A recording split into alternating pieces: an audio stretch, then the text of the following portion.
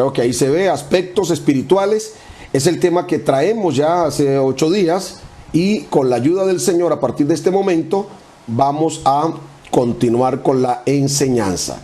Hace 8 días estábamos hablando que el hombre fue creado por Dios en un estado natural, ¿recuerdan ustedes? ¿Sí? Y tomamos un texto bíblico, porque el ocuparse de la carne es muerte, pero el ocuparse del espíritu es vida y paz. Por cuanto los designios de la carne son enemistad contra Dios, porque no se sujetan a la ley de Dios ni tampoco pueden. Y los que viven según la carne no pueden agradar a Dios. Mas vosotros no vivís según la carne, sino según el Espíritu, si es que el Espíritu de Dios mora en vosotros. Y si alguno no tiene el Espíritu de Cristo, no es de él. Entonces decíamos que el hombre fue creado en un estado natural, ¿verdad? Dios no creó el pecado. Dios no creó al hombre pecador. Dios no creó al hombre pecador. El hombre se hizo pecador después, que es una cosa muy distinta. Pero en el estado natural en que Dios lo creó, sus conductas, sus necesidades eran naturales o siguen siendo naturales. Ser natural es responder a las necesidades instintivas de conservación de la especie y se manifiesta a través de la supervivencia de sí mismos y de su progenie, incluyendo la reproducción. Es decir, comer, dormir, descansar, beber algún líquido para la sed, tener relaciones sexuales, todas estas cosas son naturales. Que cuando el hombre está influido por el pecado, estas cosas que eran naturales se tornan pecaminosas. Esa es otra cosa que vimos hace 8 días también. Decíamos que lo natural ni es malo ni es bueno, simplemente es natural. Y el pecado aparece en el mundo como un acto de desobediencia del hombre primero y su mujer, mediante la cual la conducta humana fue afectada. De modo que el pecado afectó y cautivó la voluntad del hombre, oiga, y trastornó sus funciones naturales, quedando bajo lo que la Biblia denomina la ley del pecado. Es decir, que el que peca contra Dios, todo ser humano nace natural, todo ser humano nace, nadie nace siendo cristiano, ni siquiera mis hijos. Yo soy pastor hace 31 años por la gracia de Dios, pero ni siquiera mis hijos nacieron siendo cristianos. Si usted ha visto cuando hacemos las entrevistas, ellos dicen: yo nací en un hogar cristiano, pero no necesariamente nacieron cristianos. Uno ni nace cristiano, ni nace pecador, ni nace mundano, nace natural, nace un ser humano natural.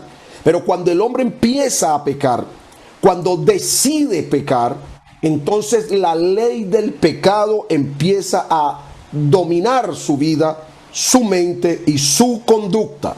Y es bajo esa influencia que el ser humano deja de usar la esencia de su naturaleza y construye una forma de vida y conducta pecaminosa que afecta evidentemente su naturaleza. La afecta. Ojo con esto. Estoy recordándole lo que vimos hace 8 días para entrar en materia.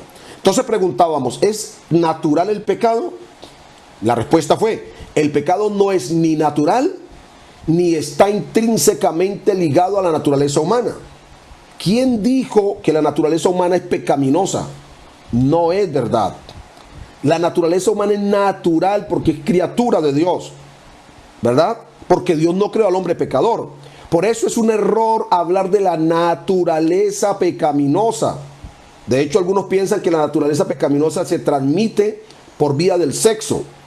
Eso dijeron algunos padres de la iglesia primitiva alrededor del siglo II y del siglo III. San Agustín, luego Santo Tomás y toda esta liga de teólogos conceptuaron de que el pecado se transmite por el sexo, y luego todas las corrientes o muchas de las corrientes teológicas bebieron de allí. Pero es un error de interpretación. Ahora, el pecado es un poder espiritual, no es el sexo, no está en los genes.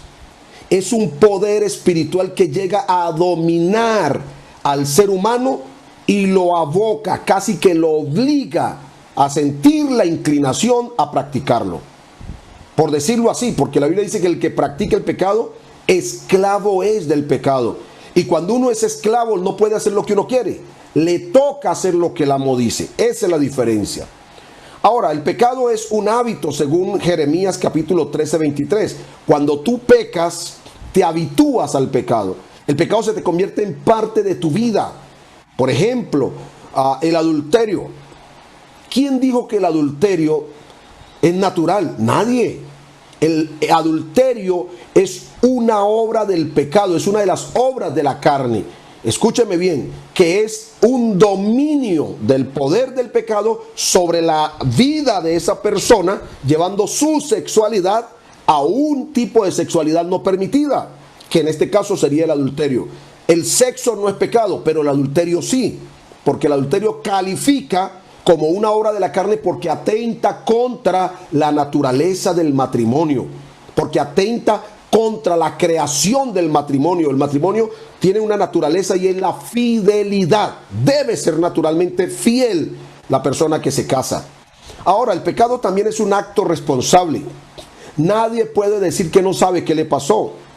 Cuando uno peca es porque uno también decidió.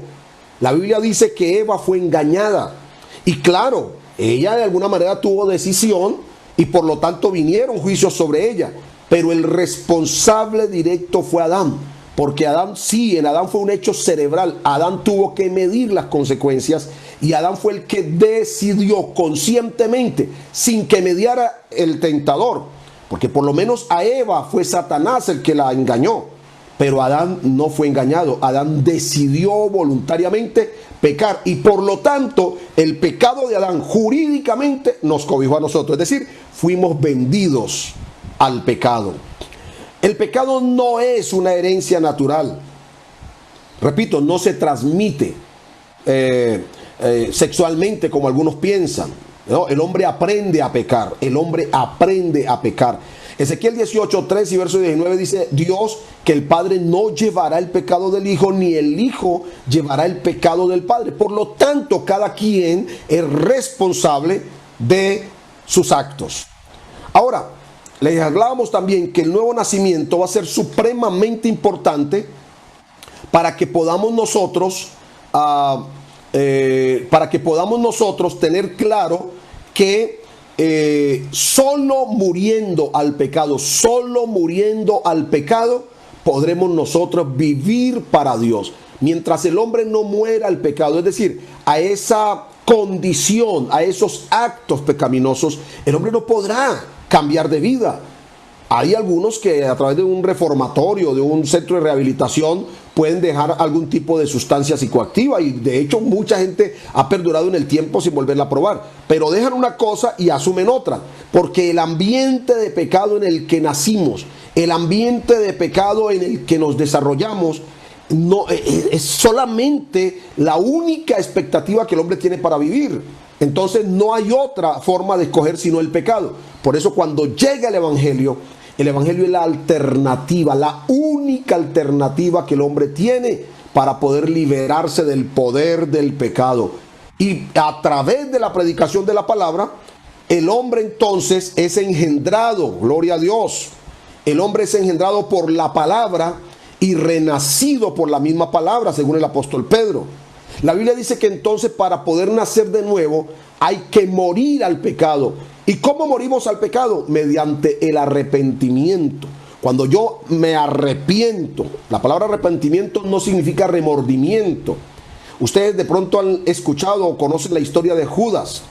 Judas vendió al Señor y dice la Biblia que él fue a los sacerdotes diciendo: he entregado sangre inocente y todo lo demás. ¿Y cómo terminó Judas? Colgándose de un árbol, se ahorcó. Si ustedes hacen el análisis, eso no es arrepentimiento, porque el arrepentimiento es un cambio de pensamiento. El arrepentimiento es un cambio de mentalidad. El arrepentimiento es la decisión de no volver a hacer lo que hacía antes. Pero en el caso de Judas no hubo arrepentimiento, hubo remordimiento. Y el remordimiento arrastra a la persona a cometer errores peores. Por eso él creyó que suicidándose iba a resolver el problema. Mientras que el apóstol Pedro, después de negar a su Señor, en él hubo arrepentimiento porque hubo un cambio. La Biblia dice que lloró amargamente y encontramos posteriormente a un Pedro cabizbajo, triste, pero con cambios sustanciales en su vida. La noche que él negó a su maestro, esa misma noche su autosuficiencia, esa autovalía que él tenía de sentirse el fuerte, el que le dijo a Jesús, aunque todos te negaren, yo no lo haré. Esa noche murió toda esa vida de autosuficiencia que él llevaba, murió aquella noche para cambiar al apóstol Pedro de ese autosuficiente a un hombre dependiente de la mano del Señor. Y luego, para nacer de nuevo, también la Biblia habla de sepultar la vieja vida. El bautismo, simbólicamente, estamos sepultando esa vida vieja de pecado que llevábamos para resucitar a una nueva vida en Cristo. Pero todo ese proceso lo hace el Espíritu Santo a través de la palabra.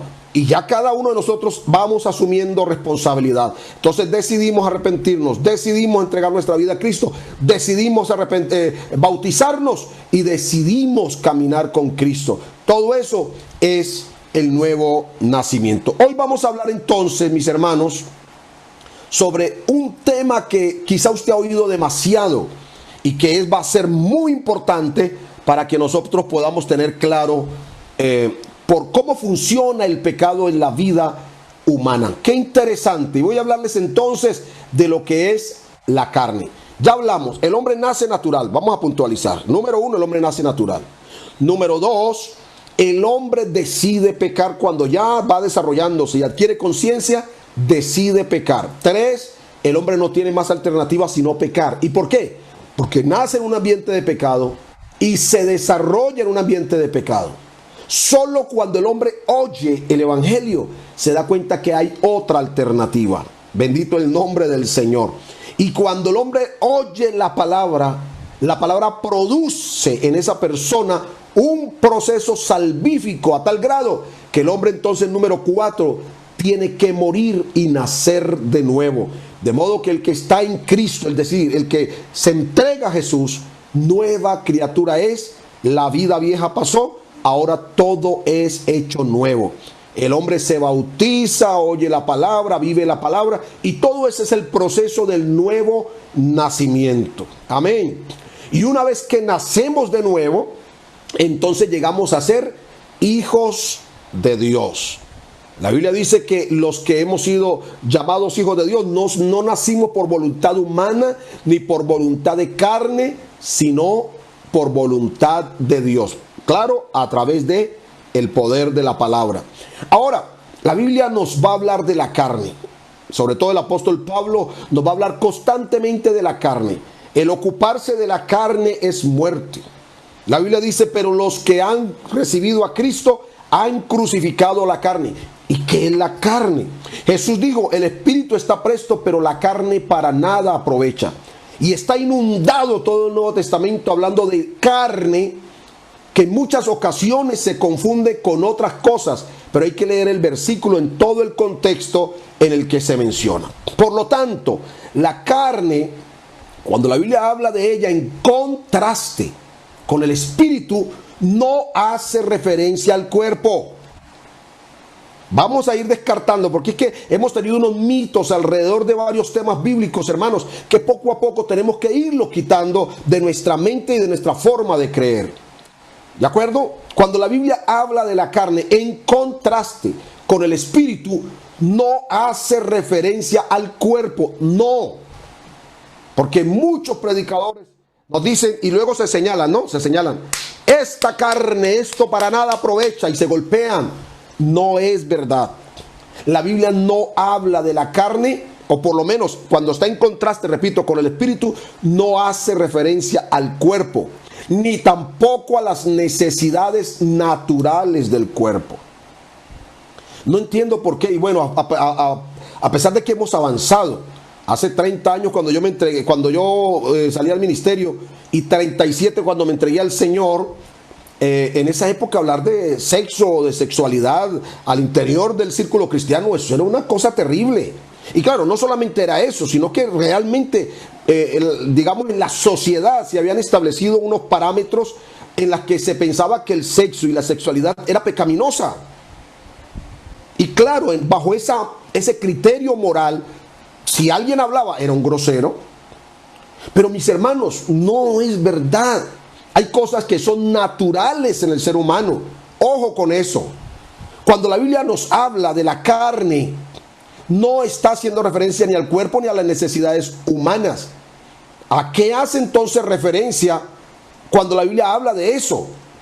Está hablando del poder, escúcheme bien, que ejerce el pecado en la vida de las personas. Cuando utiliza, escúcheme bien, una herramienta que la Biblia llama la carne. ¿Qué es la carne? Es el poder del pecado en la vida de las personas. Es decir, que el pecado tiene una herramienta que la Biblia llama la carne. Ojo con esto. En otras palabras, la carne es un instrumento del pecado que se aprovecha de las necesidades humanas. Se lo voy a repetir. La carne es un instrumento espiritual del pecado que se aprovecha de las necesidades naturales del ser humano.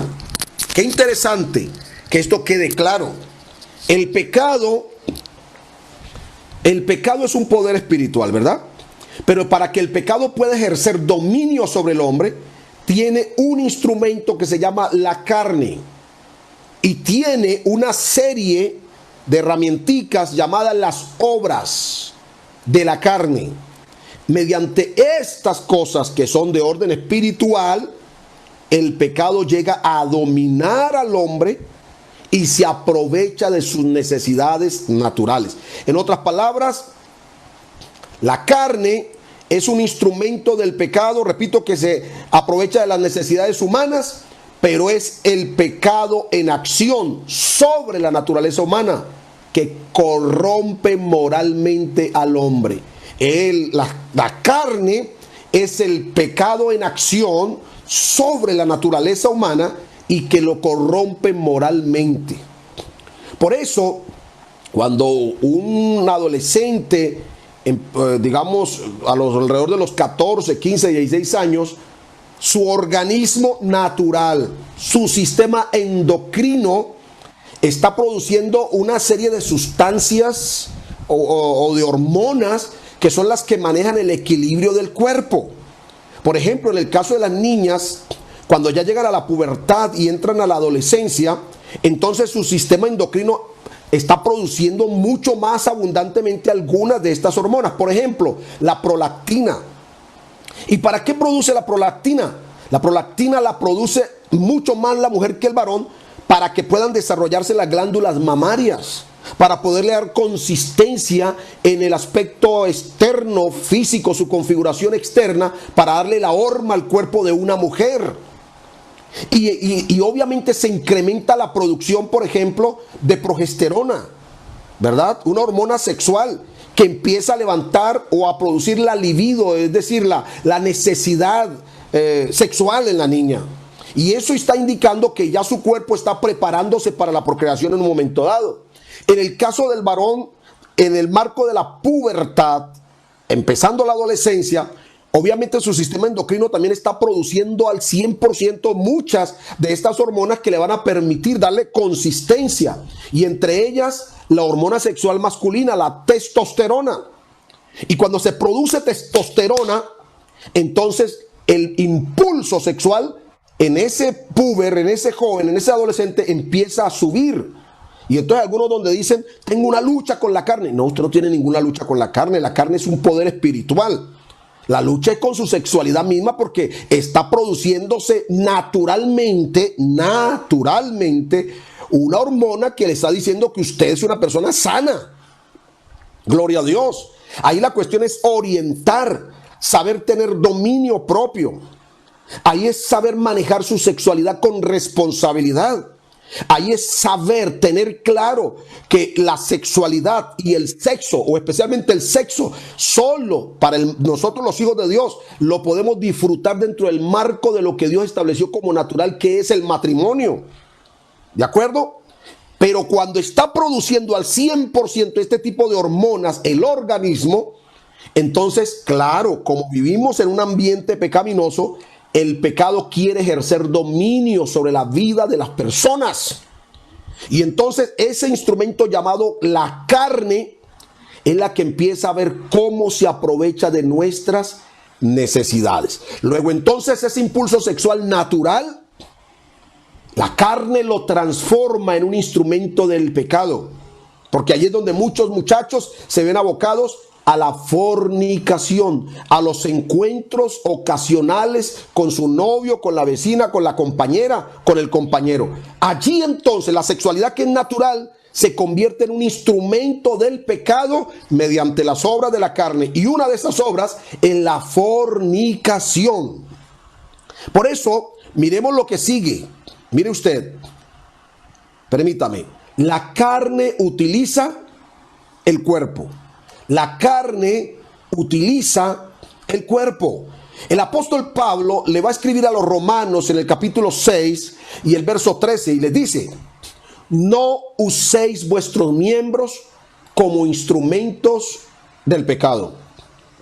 ¿Está viendo usted? Maravilloso es Dios. Hermano, todo esto está en la palabra. Y pasa mucho tiempo para que uno pueda comprender estas cosas. Claro, el conocimiento es progresivo. Afortunadamente, usted se imagina que uno naciera sabiendo todo. Se muere porque no soporta. Poco a poco vamos comprendiendo nosotros muchas cosas que están en la palabra. Pero mire, no uséis vuestros miembros como instrumentos del pecado. Ahora yo le pregunto, ¿cuáles son nuestros miembros? Empecemos así. Empecemos. Los ojos son miembros. La boca es un miembro, ¿cierto? Nuestras manos son miembros. Nuestros órganos genitales son miembros. Nuestros pies son miembros del cuerpo. Todos estos son miembros del cuerpo. Además, nuestro cerebro también es un órgano del cuerpo, es miembro del cuerpo. ¿Ah? Lo que Pablo quiere decir es, cuando dice, no uséis vuestros miembros como instrumentos del pecado, él lo que quiere decir es que no permita usted que la carne, ese poder espiritual del pecado, utilice los miembros de su cuerpo, ni sus necesidades para que sean instrumentos del pecado. No permita que sus necesidades y funciones naturales se transformen en acciones pecaminosas. Oh, bendito sea el glorioso nombre del Señor. Ojo con esto. Por eso la lengua es un miembro del cuerpo. ¿Cierto? Con la lengua, dice Santiago, podemos bendecir y podemos maldecir. La lengua como miembro del cuerpo. Por eso la señal inicial del bautismo del Espíritu Santo es el hablar en otras lenguas, otros idiomas. Es decir, Dios toma el control de esta lengua física para ponerla a hablar como Él quiere. ¿Por qué Dios no permitió que la señal inicial de la recepción del Espíritu Santo fuera, por ejemplo, parpadear o tener una visión, un sueño, una revelación? ¿Por qué no permitió que entonces, cuando uno recibiera el don del Espíritu Santo hablando en lenguas, en vez de hablar en lenguas, hubiese sido que nuestras rodillas se doblen automáticamente en señal de humillación? No, Dios no escogió ningún otro miembro del cuerpo sino la lengua. ¿Y por qué? Porque la lengua, aunque es un miembro del cuerpo, es la que más utilizamos nosotros. La lengua es tan importante que no solamente sirve para poder permitir que se articulen las frases, las palabras, sino que la lengua también nos permite a nosotros revolver el alimento para que nuestros dientes, nuestras muelas puedan triturarlo, y luego la misma lengua es la que lo empuja para que entre al organismo. La lengua, hermanos amados, es la que nos permite también de alguna manera permitir que toda nuestra boca, a través de las glándulas salivares, amén, mantenga húmeda. Además, la lengua es la que permite que nosotros podamos distinguir los sabores. Hasta ahí, un instrumento, ¿verdad? Un instrumento natural del cuerpo. Pero ¿cómo opera la obra de la carne? ¿Cómo opera la carne allí? El poder del pecado, mediante ese instrumento llamado obras de la carne o la carne, empieza a veces a dejar que nosotros utilicemos nuestra lengua para murmurar. ¿Cuántas veces hemos murmurado, hermano? Hay cosas que no nos gustan y en vez de hablar con la persona, empezamos a carcomer, a murmurar. Y la murmuración, ¿eso es una obra de la carne? La murmuración es una obra de la carne. La murmuración es un pecado en la Biblia. ¿Cuántas veces usamos nuestra lengua? Es decir, nuestro miembro, un miembro del cuerpo, lo utilizamos para que la carne se aproveche y produzca una obra. Por ejemplo, el chisme, murmuración, chisme, malas palabras. Cuando esas cosas están sucediendo con mi lengua, entonces yo permití que un miembro de mi cuerpo, escúcheme bien, fuera un instrumento para el pecado. Es decir, el poder del pecado mediante esa herramienta llamada la carne, porque la carne, repito, la Biblia no te lo define literalmente, pero sí te habla de sus funciones, por lo tanto es espiritual. La carne es espiritual, sino que se utiliza el término porque siempre la carne va a tratar de manejar nuestro cuerpo, va a tratar de manejar nuestras necesidades naturales y los miembros de nuestro cuerpo para llevarlos a ejercer lo que la Biblia llama las obras de la carne, que son obras pecaminosas. Gloria a Dios.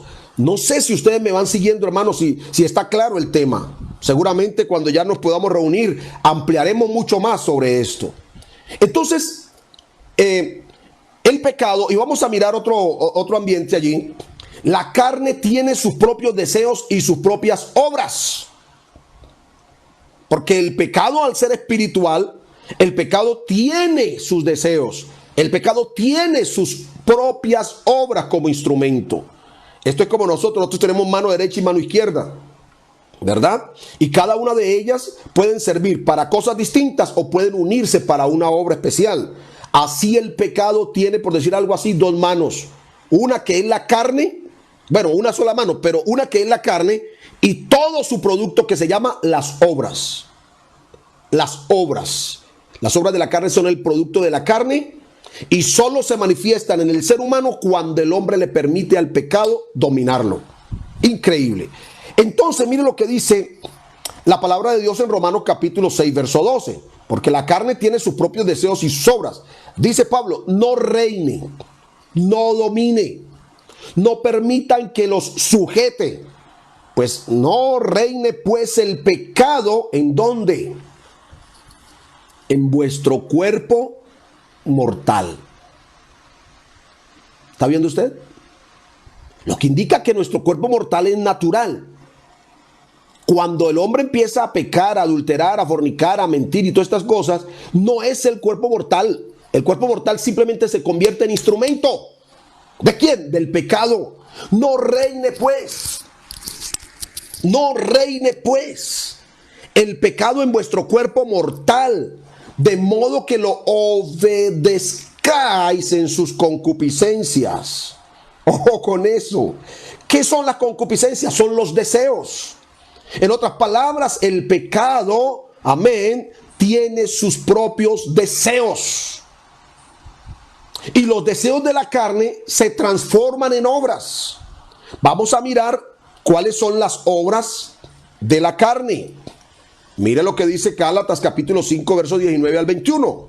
Estas son las obras. Ya sabemos que cuando usted permite, el pecado entonces reina en su cuerpo, utiliza los miembros de su cuerpo mediante el poder de la carne, amén, para ejecutar sus deseos y sus obras. Y mire cuáles son las obras. Y manifiestas son las obras de la carne, que son adulterio. Es decir, que el matrimonio y el sexo en el matrimonio es santo. Pero cuando yo tengo sexo con una persona que no es mi pareja, entonces ya no es sexo normal, ya es una obra de la carne, se llama adulterio. Fornicación. La fornicación permea todos los aspectos de la sexualidad humana cuando presento mi cuerpo como instrumento del pecado. Porque la fornicación viene del griego fornía, y la palabra fornía significa todo acto inmoral contra el cuerpo desde la perspectiva de la sexualidad humana. Pablo dice inmundicia, lascivia, idolatría, hechicerías, enemistades, pleitos, celos. O sea que, ojo, hay tres tipos de celos. Hay un celo natural. Ese celo natural es cuando hay razones para hacerlo. Si tu esposa, tu esposo te falló, o tú lo ves o la ves muy acaramelada con otra persona, es obvio que va a despertar celos. Y los celos en este caso es como el dolor de saber que el otro me puede estar traicionando. Hasta allí. Pero cuando no hay ninguna evidencia y usted sospecha de todo el mundo, todo el que se le acerca a su pareja, para usted ya es su amante, ojo, porque puede ser un instrumento o puede ser que su mente está siendo capturada, dominada por la carne, y entonces hay una obra de la carne que se llama celos. Desde la psicología eso se le llama celotipia. Es una patología, son celos enfermizos que se requiere tratar con psicología clínica y con psiquiatría, porque la persona que tiene esos celos enfermizos puede incluso llegar a matar a su pareja sin tener pruebas de que le esté fallando. O sea que es un desastre. Iras. La ira es una emoción natural. Yo pregunto, ¿a quién no le ha dado ira alguna vez en la vida? La Biblia dice que Jesús se metió al templo, volcó las mesas, le dio látigo a los cambistas, a los vendedores de ovejas y de palomas en el templo. Eso es ira, una manifestación de ira. Pero él dice, el celo de tu casa me consume. Es una ira controlada solo para enseñar, porque el templo lo habían convertido en otra cosa, ¿verdad? La ira incluso es un mecanismo de defensa para la supervivencia. Cuando a mí me da ira, me estoy bloqueando. ¿Para qué? Para poder evitar que me maten, por ejemplo. Si alguien por ahí llega y me pega en la cara, cuando la gente ve que yo me pongo así, entonces el otro también se baja un poco. Hasta ahí, es una emoción natural. Pero ¿cuándo se convierte en una obra de la carne? Cuando yo le doy rienda suelta a mi ira. Cuando la ira se manifiesta y yo a través de la ira empiezo a vociferar y a hablar cosas, incluso hasta blasfemias. O bajo los efectos de la ira entonces actúo y golpeo a mi esposa, golpeo a mis hijos, a no sé qué, y hago y azoto cosas. Allí ya la ira no es natural. Ahí la ira está dominada por el pecado y se convierte en una obra de la carne. Contiendas, ¿quién no tiene diferencias? Hay conflictos naturales entre familia, entre pareja, padres e hijos. Pero cuando se torna una cosa constante, no hay día que no haya alegato, no hay día en que no se puedan poner de acuerdo en nada. Hermano, eso ya es una obra de la carne. Disensiones, herejías, envidias, homicidios, borracheras, orgías y cosas semejantes a estas, acerca de las cuales os amonesto, como ya os lo he dicho antes, que los que practican tales cosas no heredarán el reino de Dios. ¿Por qué no? Porque eso indica que están siendo dominados todavía por el pecado. Y quien está dominado por el pecado está condenado. Así de sencillo, porque el pecado condena al hombre. El pecado mata espiritualmente al hombre y lo lleva a esa segunda muerte que habla la Biblia. Oh, bendito sea el nombre glorioso de nuestro Señor Jesucristo. Mis hermanos, teniendo en cuenta entonces todas estas cositas, esos deseos modifican, esos deseos carnales modifican o dominan los deseos naturales. Puesto que, como ya he dicho, hay cosas en nosotros, por ejemplo, el deseo de comer es natural. Cuando nuestro organismo siente que baja su energía, los azúcares y todo eso, entonces nos pide comer o beber algo. Eso es natural. Pero cuando yo ya como más allá de lo natural, cuando tengo gula, cuando como solo porque quiero comer, puede haber una de dos. O primero, puede ser que haya un desajuste emocional. Tal vez tengo un trastorno de ansiedad que me ha despertado el comer. O es una obra de la carne que se está apoderando de mi vida. O sea, todo eso hay que tenerlo en cuenta. Amén. El pecado permea la vida de la persona cuando se deja dominar del mismo. Entonces las obras de la carne aparecen. El deseo de adorar a Dios, cuando la carne, ese poder espiritual del pecado, está dominando en la vida del creyente, el deseo de adorar a Dios se trastorna y lo puede llevar a la idolatría, a la hechicería o a alguna de esas prácticas pecaminosas. Hay creyentes que todavía están en la hechicería. ¿Y cómo así que en la hechicería? Todavía ellos creen en la mata de sábila y en toda una cantidad de cosas. Hay mucho poder en el nombre de Jesús esta mañana. Allí la obra de la carne todavía está manifestándose y el pecado está dominando a esa persona. Incluso cuando los deseos de la carne, las obras de la carne están en función en la vida de una persona, de un creyente, por ejemplo, hasta el temperamento es alterado. ¿Por qué? Porque lo mantiene, digamos, allí si usted lee las obras de la carne, esas iras, contiendas y disensiones hacen que el temperamento se transforme haciendo una enemistad con los demás. gente que no se habla y son hijos de Dios, creyentes que ven a los demás y ni siquiera son capaces de saludarlo. ¿Dónde está la comunión? Eso indica entonces que las obras de la carne están dominando a esa persona, aunque ore, aunque vaya a la iglesia, aunque ayune. Por eso ustedes han visto siempre lo que hemos dicho. La oración es una necesidad fundamental en la vida de todo creyente, ¿verdad? Pero ¿cómo hago yo para no permitir que me dominen las obras de la carne? Claro, además de orar y de pedirle a Dios que me ayude, aquí implican dos cosas. Primero, la voluntad, usted decide. Y dos, el poder del Espíritu Santo, para no dejarse dominar del poder de la carne. Oh, bendito sea el nombre de Jesucristo de Nazaret. De modo entonces, mis hermanos, que nosotros somos templo del Espíritu Santo ahora. Cuando estábamos en el mundo, éramos llevados por el pecado, servíamos al pecado y hasta nos sentíamos orgullosos de las obras pecaminosas. Pero ahora que hemos llegado a Cristo, que morimos al pecado, que hemos nacido de nuevo, ahora que tenemos las arras del Espíritu en nuestra vida por la palabra de Dios, hemos llegado a ser templo del Espíritu Santo. Amén. Hemos sido transformados por Dios y ahora la presencia de Dios está en nosotros. A veces incluso hasta como hablamos cometemos errores. Eso nos pasa a todos. Vamos a entrar en la presencia de Dios. ¿Quién dijo eso? Los del Antiguo Testamento tenían que entrar a la presencia de Dios, pero usted y yo vivimos en la presencia de Dios. ¿Y por qué? Porque ahora Dios vive en nosotros. De modo que usted, cuando está durmiendo, usted está en la presencia de Dios. Cuando usted se levanta, usted está en la presencia de Dios. Cuando usted tiene su actividad sexual en pareja dentro del marco del matrimonio, usted está en la presencia de Dios. Cuando usted va a la reunión de la iglesia a celebrarle culto, usted está en la presencia de Dios. Cuando usted está en la universidad y en el colegio, usted está en la presencia. O sea, hermano, para donde usted va, usted lleva a Cristo en el corazón. Esa es la diferencia, estimados hijos del Señor. Ahora bien, con todo esto, entonces pensemos, ahora sí, mente carnal o mente espiritual. ¿Qué somos nosotros? La Biblia dice que una vez nacidos de nuevo, llegamos a ser hijos de Dios, ya se lo dije. Y Él coloca su naturaleza en nosotros. La Biblia dice que somos participantes de su naturaleza divina. Por eso es que es necesario recibir el bautismo del Espíritu Santo, mis hermanos. Es para poder dominar el poder del pecado a través de la carne. El bautismo del Espíritu Santo nos mueve en otra dimensión.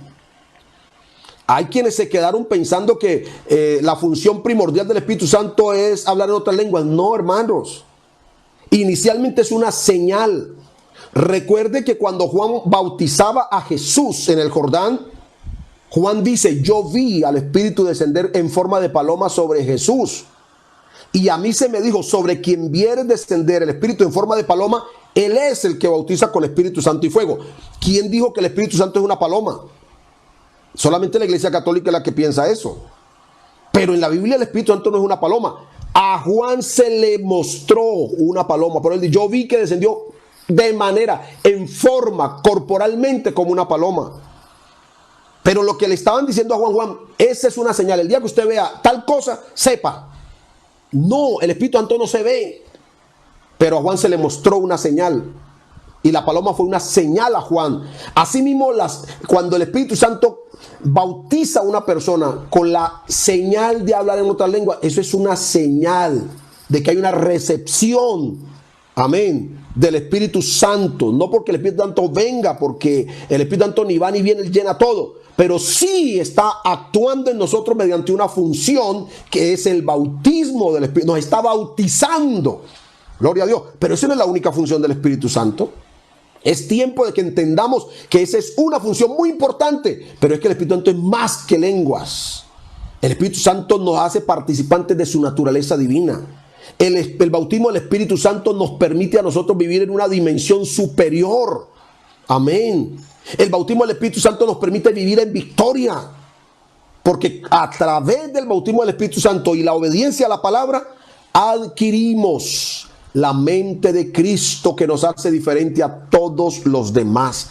Por eso todo el que tiene la mente de Cristo puede discernir cuando el pecado está a la puerta. Caín era un hombre carnal, sujeto al pecado, dominado por el pecado, por las obras de la carne, por todo.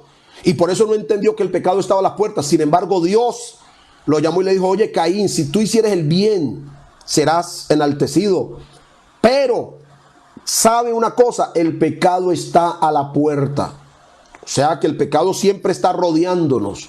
El hombre carnal, es decir, el que se deja dominar por las pasiones de la carne, por las obras de la carne, y recuerden que son espirituales, pero que utilizan nuestro miembro y nuestros deseos para pervertirlos. Ese creyente, esa persona que vive así, no alcanza a sospechar cuando el pecado está a la puerta. Por eso es que Dios a veces envía la palabra para que como que despierten. Pero nosotros que tenemos la mente de Cristo, hermanos, tenemos que aprender a discernir cuando el pecado está a la puerta, cuando el pecado me está invitando a fallarle a Dios. Alabado sea el glorioso nombre del Señor Jesucristo. ¿Qué es la mente carnal? Porque con esto hoy terminamos esta enseñanza hoy. La mentalidad carnal, ¿qué es? La Biblia dice: el que se ocupa de la carne, es decir, el vivir pensando en las cosas de la carne, es muerte. ¿Cuáles son las cosas de la carne? Pues cuando uno ya empieza a dejarse dominar por el poder espiritual del pecado, entonces esa herramienta llamada la carne se apodera de nuestra mente. Por eso hay gente incluso que, habiendo sido cristiana o siendo cristiana, siempre está maquinando cómo adulterar, cómo fornicar, cómo ser tramposo, cómo no pagarle a sus trabajadores lo justo, cómo no trabajar lo necesario para que le paguen y se justifique. Porque hay creyentes que son trabajadores de los hermanos, y como son hermanos, entonces no trabajan realmente lo que tienen que trabajar. Y si le llaman la atención, entonces el hermano es malo. O sea, eso es tener una mentalidad carnal, dominada por la carne, por el poder del pecado. Ojo con eso. De modo que la carne, estimados hermanos, es la disposición de una persona en sus facultades para invertir tiempo, energía y recursos en lo que el mundo le ofrece y las pasiones que se desatan. En esa imagencita que aparece allí, usted mire, yo le voy a dar un tiempito para que puedan observar bien, ¿cierto? Más o menos todo lo que la carne, las obras de la carne, el poder de la mente carnal, el poder del pecado en esa mente, todo lo que da, todo lo que da. A Dios lo bajan del trono. Ya Dios no es su prioridad. Su prioridad son todos los placeres, todos los objetos materiales y todas aquellas cosas que alimentan los deseos y que producen las obras de la carne. Eso es la mente carnal. Ahora bien, la mente carnal, ¿cuáles son? ¿Cómo identificamos una mente carnal? Vamos a mirar. Número 1, una mente carnal disfruta. Oiga eso. Disfruta de las obras de la carne. Hay poder en Jesús. Número 2, ese creyente con una mente carnal, esa persona con una mente carnal dominado por el pecado, se hace enemigo de Dios. Además, como si estuviera muerto para Dios. Es decir, que el ocuparse de la carne es muerte. Ojo con eso.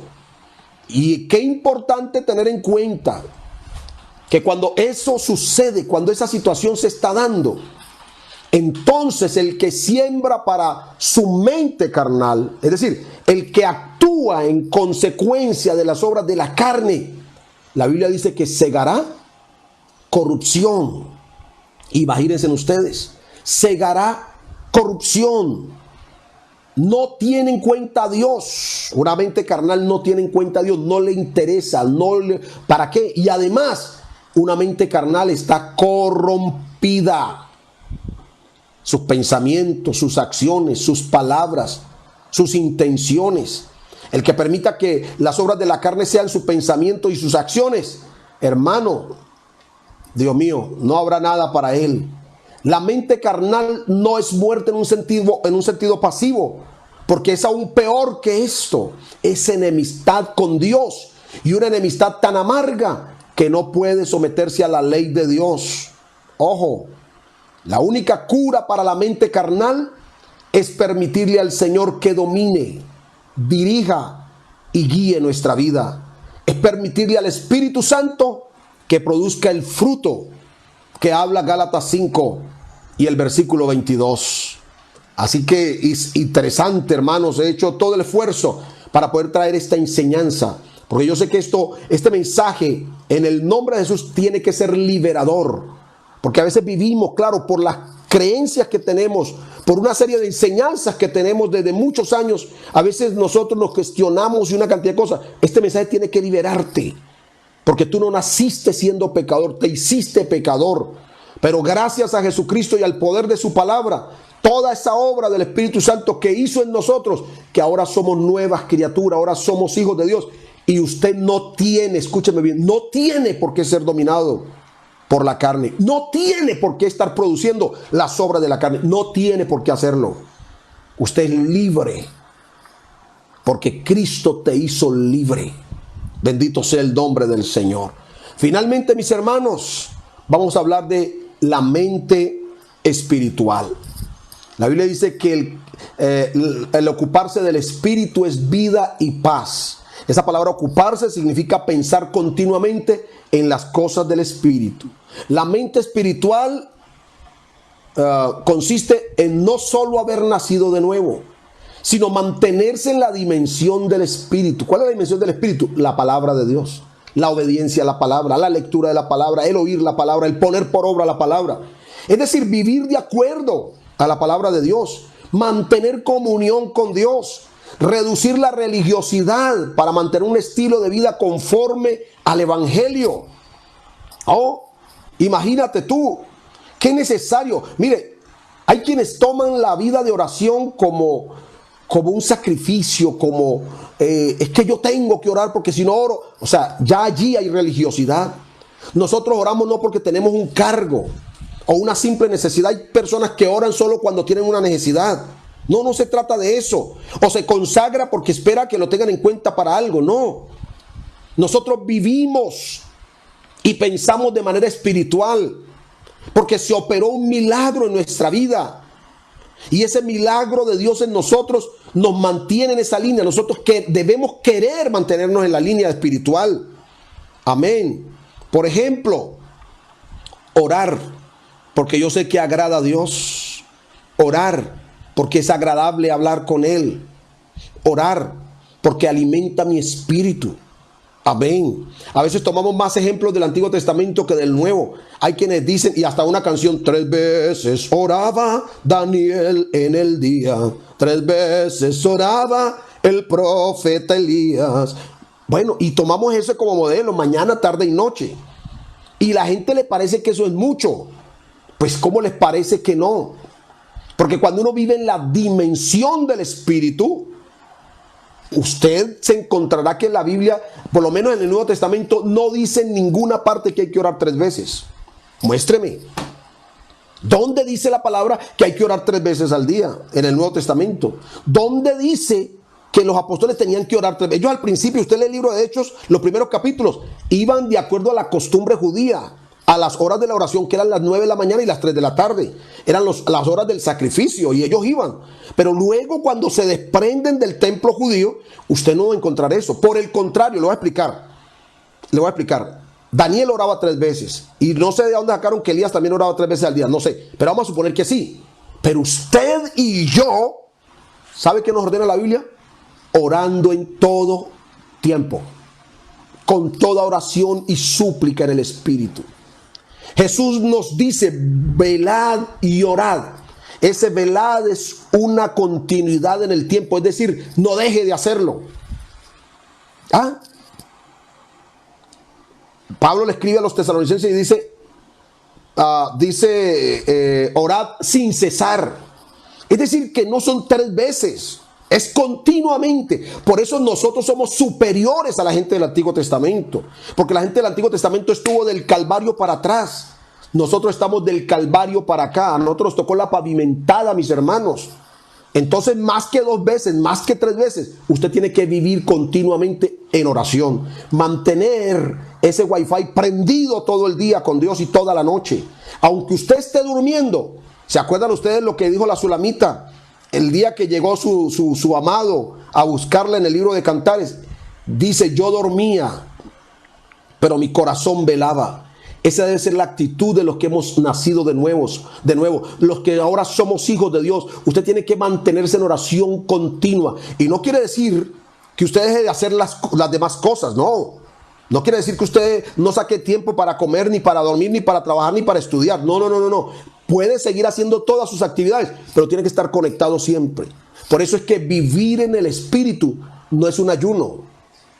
Vivir en el Espíritu no es ir a un culto. Vivir en el Espíritu es vivir constantemente, escúcheme bien, en relación con Dios. En relación con Dios. Por eso, cuando tú vayas en el mío, ora. Si vas en tu bicicleta, ora. Si estás en la universidad, hay momentos para meditar con Dios. Si estás en el trabajo, ocúpate en tu trabajo. Ahora, no haga lo que muchos hacen para quitar tiempo, ¿no?, del trabajo. Ustedes van y se toman media horita por allá y arrodillados, orando, y ellos creen que están haciendo bien. Están haciendo mal, porque si ustedes le están pagando para trabajar, es para trabajar. Usted puede estar conectado acá. Trabaje y ore en todo tiempo, con toda oración y súplica. Señores, eso es vivir en el Espíritu, gloria a Dios. De modo, mis hermanos, ¿cómo funciona una mente espiritual? Primero, recuerde, la mente espiritual es tener la mente de Cristo. Es vivir en el Espíritu. La mente espiritual es una mente pura. La Biblia dice que para los corrompidos todo es corrompido. La mente espiritual es pura. La mente espiritual ora, no porque tiene que orar, sino porque sabe que su vida depende de la relación con Dios. Espera en las promesas de Dios, más que a veces vivimos quejándonos. La verdad que a mí me molesta cuando yo escucho a una persona que todo lo que habla siempre es quejándose. Siempre, hermano, que esto, que aquello, o sea, pero ¿por qué? Yo pregunto, ¿dónde está la obra de Dios en tu vida? Aunque haya necesidades, porque necesidades tenemos, y hay situaciones muy difíciles en la vida. Yo he estado en muchas iglesias donde hay hermanos que no solamente buscan al pastor cuando tienen problemas. Solo llaman al pastor cuando están en problemas. Y uno ya también como que cuando mira que es fulano de tal, uno también ya dice, uy, Dios mío, ¿ahora qué habrá pasado? ¿Ah? Qué bueno que cuando el creyente que tiene una mente espiritual sabe que habrán dificultades, pero también sabe que el Dios que lo llamó, el Dios que lo compró, el Dios que lo cambió, está siempre presente para ayudarlo. Creer en las promesas de Dios, y que no siempre que llamen al pastor sea para pedir oración porque está en una crisis, porque hay un endemoniado, porque no sé qué. No, que ojalá que cuando llamen sea, hermano, lo llamo para darle también buenas noticias. Mire, gracias a Dios. Lo llamo para saludarlo porque les digo, estoy orando por usted. Ese equilibrio hace que usted tenga una mente espiritual y permite que el pastor también, cuando vea la llamada, hombre, gloria a Dios, me está llamando este hermano, y no que diga, ay, Señor bendito, ¿qué habrá pasado? Ustedes no se imaginan, no se imaginan cómo funciona esto de la mente carnal y la mente espiritual. Y a veces cometemos errores porque estamos dejando permear nuestra mente por la carne. No, hermano, les estoy enseñando esto para que vivamos. Lo triste de todo es que nos esforcemos en enseñar la palabra y usted la escuche y por aquí entre, haga un remolino y salga por el otro lado. Esto es para vivirlo.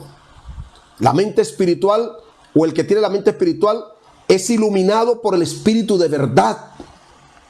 Ante tantas ofertas de predicaciones y tantos links que hoy envían, y que aquí fulano y sutano y perencejo y allá no sé qué. No. El que tiene una mente espiritual sabe, conoce la verdad. Dios lo guía a la verdad. No tiene necesidad de estar comiendo miel, ¿se acuerdan ustedes?